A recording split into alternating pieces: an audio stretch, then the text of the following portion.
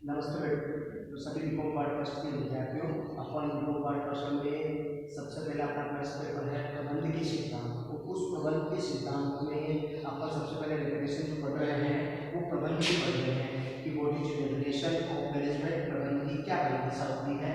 तो प्रबंध किसी भी संस्था के उद्देश्य को, पूर्व निर्धारित उद्देश्य को प्राप्त करने के लिए जो नियोजन, संगठन, निर्देशन, अभिप्रेरणा, नियंत्रण किया जाता है उसको अपन प्रबंध कहते हैं। एक अपने जो लेखक रहे हैं मेरी पार्टनर कोलेट, उन्होंने भी एक डेफिनेशन दी है कि प्रबंध दूसरों से कार्य करवाने की कला है।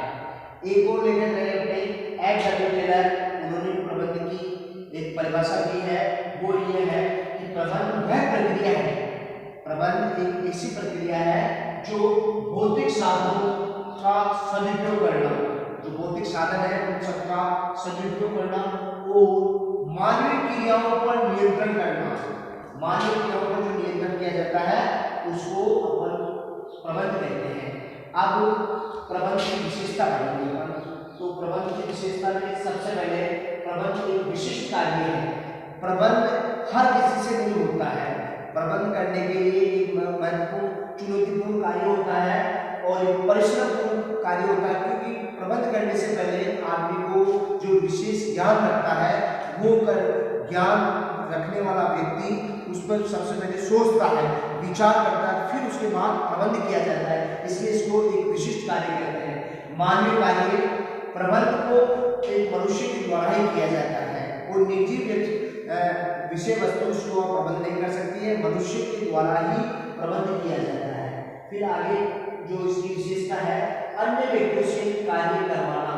प्रबंध दूसरे व्यक्तियों से कार्य करवाने की कला होती है और दूसरे व्यक्तियों के द्वारा ही कार्य संपन्न करवाया जाता है।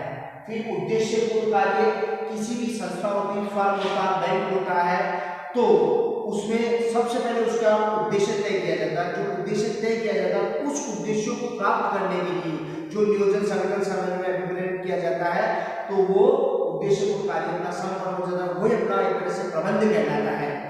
बिना उद्देश्य पूर्ण के कभी भी कोई भी प्रबंध नहीं होता है और उद्देश्य पूर्ण करने के कारण ही बड़ी बड़ी जो संस्थाएं होती है जो न्यूनतम लागत पर अधिक से अधिक उत्पादन प्राप्त कर लेती है, अपनी सेवाएं देती है। फिर आगे प्रबंध एक संरचनात्मक कार्य है ना। तो प्रबंध क्या किया जाता है? एक संरचनात्मक कार्य किया जाता है। संरचनात्मक कार्य का मतलब होता है कि न्यूनतम लागत पर अधिकतम उत्पादन करना, कम लागत पर अधिकतम उत्पादन करना, अच्छी से अच्छी सेवाएं देना। अच्छी से अच्छी सेवाएं होगी तो इससे क्या होता है कि अपने देश में राष्ट्रीय आय बढ़ेगी, राष्ट्रीय आय बढ़ेगी तो अपना अंतर्राष्ट्रीय व्यापार अच्छी तरह से चलता रहेगा।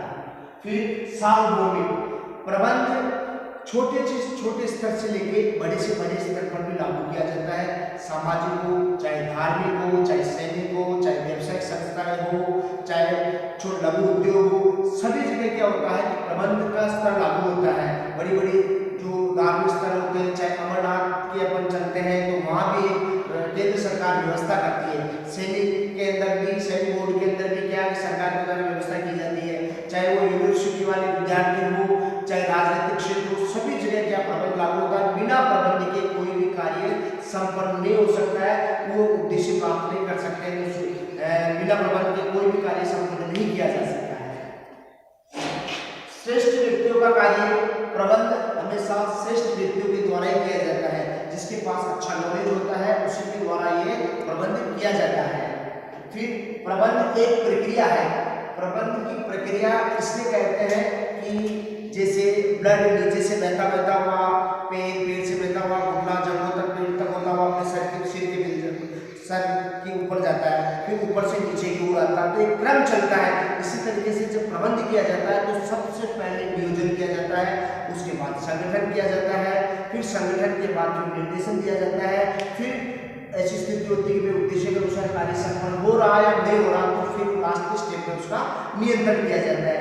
इसलिए प्रबंध को एक प्रक्रिया कहा जाता है क्योंकि नियोजन, संगठन, निर्देशन और नियंत्रण किया जाता है।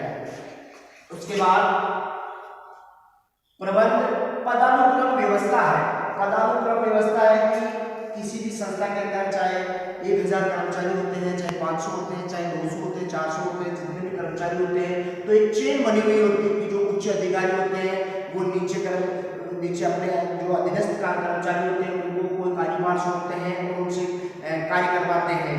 फिर वो नीचे वाले फिर और उनसे जो नीचे होते हैं उनको वो उस कार्य से संबंधित अधिकार सौंपते हैं और उनसे कार्य करवाने की व्यवस्था करवाते हैं। तो एक चेन बनी हुई है कि ऊपर से लेके नीचे तक वो कार्य संपन्न करवाया जाएगा और जब भी जाके वो कार्य बहुत अच्छी तरह से संपादित हो पाता है। फिर आगे प्रबंध की विशेषता में अपन निर्णय कहते हैं। निर्णय किसको कहते हैं कि भाई कोई जो उद्देश्य होता है उस उद्देश्य के लिए 2 या 2 से अधिक विकल्प होते हैं और उन 2 विकल्पों में से जो सर्वश्रेष्ठ जो 2 विकल्प होते हैं 2 विकल्पों में जो सर्वश्रेष्ठ जो विकल्प होता है उस विकल्प का चयन किया जाता है ताकि उस उद्देश्य को प्राप्त किया जा सके। ये एक इस प्रबंध की ये विशेषता में शामिल किया गया है। फिर नेतृत्व करना, नेतृत्व करते हैं कि एक जो नेता होता है उसके अंदर में 10 कर्मचारी हो सकते हैं, 20 हो सकते हैं, 50 हो सकते हैं। एक अकेला व्यक्ति सब कर्मचारियों को इकट्ठा करके उनके बाद संस्था में काम सौंपते हैं और उस काम को किस तरीके से करना, उस काम को अच्छे तरीके से हो जाए तो उसको जो ज्ञान दिया जाएगा, उनको जो मार्गदर्शन दिया जाता है उसको लीडरशिप कहते हैं, उसको नेतृत्व कहा जाता है। फिर प्रबंध क्या है? एक समन्वय माना जाता है, कोऑर्डिनेशन माना जाता है। प्रबंध ऐसा किया जाता है कि सभी कर्मचारी एक जैसे दिखते हैं तो उनमें क्या समानता का वातावरण पैदा किया जाता है। जैसे कि आपने राजस्थान के अंदर 10वीं और 11वीं बारहवीं के स्कूलों में आपने देखा होगा कि स्कूल ड्रेस चलाई जाती है। स्कूल ड्रेस राजस्थान सरकार इसलिए चलाती है कि वो बच्चे सरकारी विद्यालय के विद्यार्थी हैं, वो इसलिए वो उनमें एक समानता वातावरण होता है। इसी तरीके से कर्मचारियों को एक समान वातावरण दिया जाता है और वातावरण देने से क्या वो उत्सुक होके, प्रभावित होके, मोटिवेट होके वो अच्छे से अच्छा कार्य करते हैं।